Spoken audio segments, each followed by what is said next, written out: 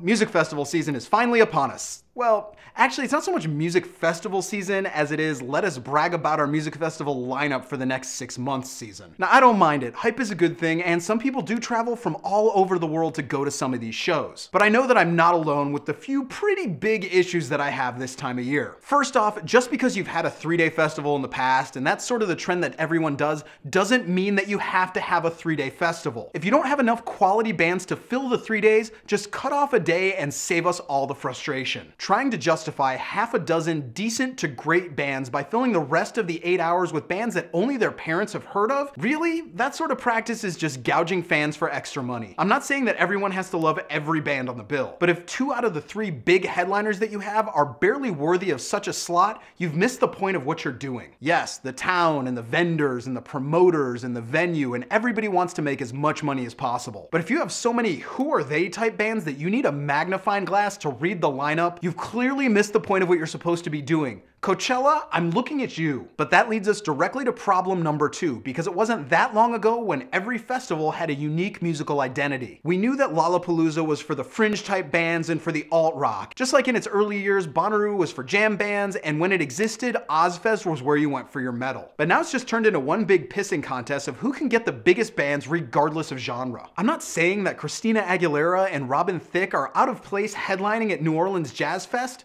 but Christina Aguilera and Robin Thicke are completely out of place headlining at New Orleans Jazz Fest. Is it so wrong to want a festival to have a musical focus? I mean, the worst thing that happens is that the undercard bands that are playing are something you might actually want to hear. Speaking of oddities in the lineup, is there anything worse than the massive bait and switch that Lollapalooza has pulled over the last few years? I'm talking about their wonderful pre-sale hype where they go on and on for weeks about this amazing surprise that they're gonna drop on everybody. And then they show up with The Cure, The Postal Service, and Mumford & Sons.